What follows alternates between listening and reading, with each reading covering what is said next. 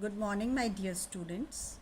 Please take out your grammar books, chapter 6, subject and predicate. Let's take a quick recap. We have already done in the previous classes about sentences, type of sentences, and today we are going to do in detail about sentence. A sentence is a group of words that makes complete sense. It means the words, when they are written in the proper order and they make a complete sense and we can understand its full meaning, it is called a sentence. A sentence has two parts, subject and predicate. Usually the subjects have nouns or pronouns and a predicate has a verb and an object. The part of a sentence that speaks about somebody or something is called the subject. It names the person, place, animal or thing we are talking about.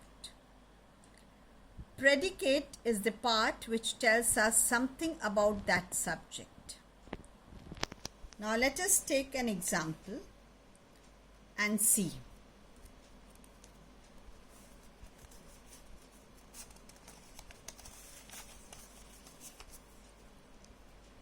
Sheena bought a doll from the shop. Here Sheena is the proper noun. We are talking about Sheena.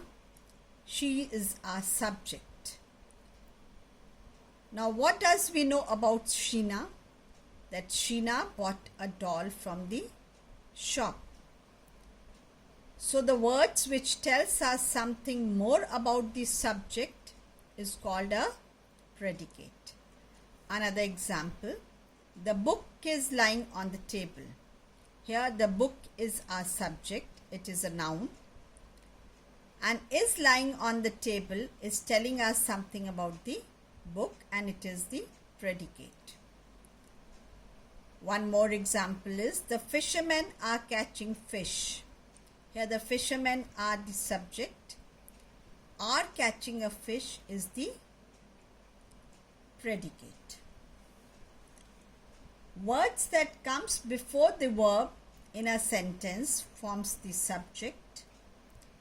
And the verb and the other words that come after the verb form the predicate of the sentence. Now, subject in an imperative sentence. We had already done in the type of sentences about imperative sentences. Imperative sentences are the sentences that are commands or orders or requests made. For example, wash your face, keep away from the electric switchboard, change your dress, dry the towel on the stand, sit quietly, please go to the balcony. All these are imperative sentences. Let us look at an imperative sentence. Close the door. In this sentence, the subject is not stated. That means the subject is not mentioned here. It is to be understood. This sentence actually means you close the door. In an imperative sentence, the subject is you, which is understood and not stated in the words. I hope you have understood about the subject and the predicate. The assignment would be sent to you. Kindly do all the exercises first in the book and then in your English grammar notebook. Thank you. Have a nice day.